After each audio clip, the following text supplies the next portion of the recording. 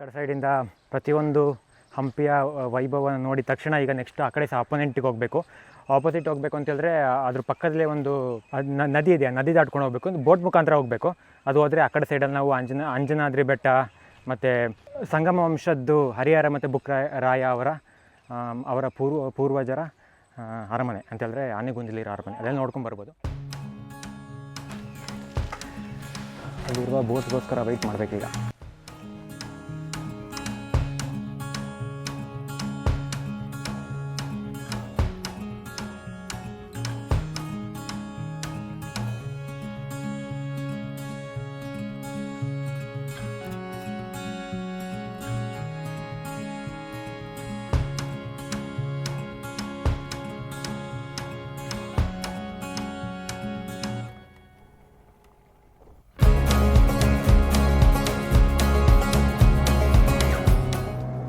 ನಾನಿವಾಗ ಬಂದಿದ್ದೀನಿ ರಾಮಾಯಣದಲ್ಲಿ ಉಲ್ಲೇಖವಾಗಿರುವಂತಹ ವಾಲಿ ಸುಗ್ರೀವರು ಯುದ್ಧ ಮಾಡಿದಂತಹ ಜಗಳ ಫೈಟಿಂಗ್ ಮಾಡಿದಂಥ ಪ್ಲೇಸ್ ಇದು. ಇದು ಹೆಸರು ಚಿಂತಾಮಣಿ ಮಠ ಅಂತ ಹೇಳ್ಬಿಟ್ಟು.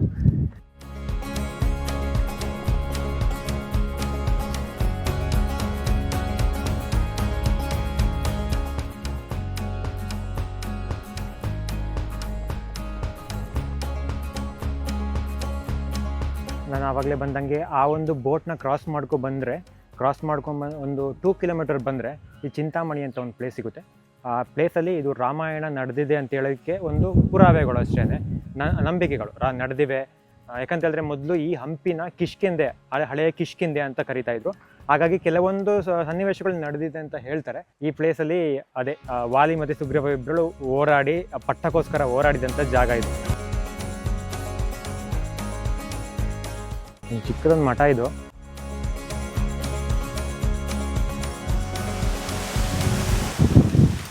ಆ ಕಡೆ ತುಂಗಭದ್ರಾ ರಿವರ್.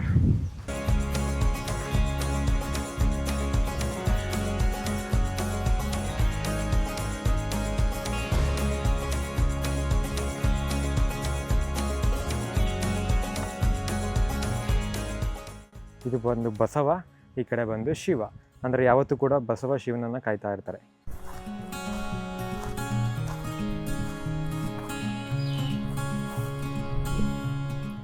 ಇವೆಲ್ಲವೂ ಚಿಕ್ಕ ಚಿಕ್ಕ ದೇವಾಲಯ, ಇಲ್ಲೇನೂ ಇಲ್ಲ ಅಸ್ತಿತ್ವದಲ್ಲಿ.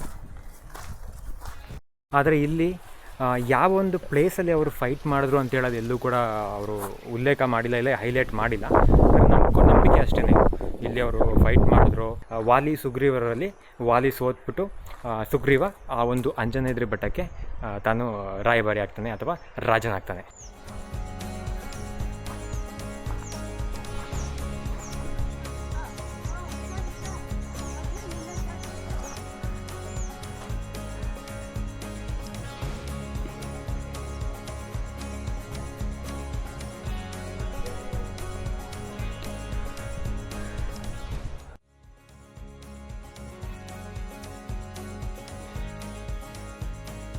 ಇದು ಗಗನ್ ಮಹಲ್ ಪ್ಯಾಲೇಸ್ ಅಂತ ಒಂದು ಇಲ್ಲಿದೆ.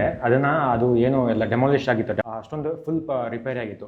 ಅದನ್ನೆಲ್ಲ ಯಾವ ಥರ ನಾವು ಇದನ್ನ ಯಾವ್ಯಾವ ಥರ ರಿಪೇರ್ ಮಾಡ್ತಾ ಇದ್ದಾರೆ ಅಂತ ಹೇಳ್ಬಿಟ್ಟು ಇಲ್ಲಿ ಮೆನ್ಷನ್ ಮಾಡಿದ್ದಾರೆ.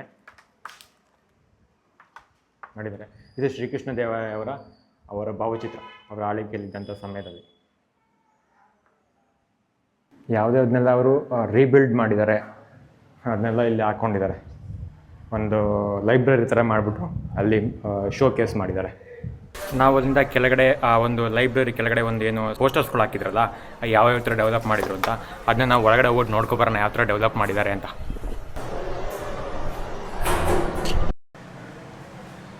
ಇದೆಲ್ಲ ಹೊಸದಾಗಿ ಮಾಡಿರೋಂಥದ್ದು ಇದು. ಸೊ ಇದೆಲ್ಲ ಫುಲ್ ಕ್ಲಿಯರಾಗಿ ಮಾಡಿದ್ದಾರೆ. ಇದೆಲ್ಲ ಹೊಸದಾಗಿ ಮಾಡಿರೋದು, ಫುಲ್ ನೈಸು. ಇದೆಲ್ಲ ಶೂಟಿಂಗ್ ಮಾಡ್ಬೇಕಂತಂದರೆ ಯಾವುದು ಪರ್ಮಿಷನ್ ತೊಗೊಂಡು ಇಷ್ಟಿಷ್ಟು ಫೀ ಅಂತಿರುತ್ತೆ, ಅಷ್ಟೆಷ್ಟು ಫೀನ ಪೇಮೆಂಟ್ ಮಾಡಬೇಕು. ಇಲ್ಲಿ CC ಕ್ಯಾಮ್ರಲ್ಲಿ ಹಾಕಿದ್ದಾರೆ. ಏನೇ ಇಲ್ಲೀಗಲ್ ಆ್ಯಕ್ಟಿವಿಟಿ ಎಲ್ಲ ಬಂದರೆ ಕ್ಯಾಚ್ ಆಗ್ತಾರೆ.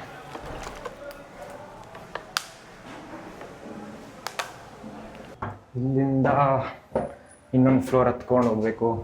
ಹತ್ಕೊಂಡು ಹೋದರೆ ಟೆರೇಸಿಗೆ ಹೋಗಿ ಟೆರೇಸಲ್ಲಿ ಏನು ಮಾಡಿದ್ದಾರೆ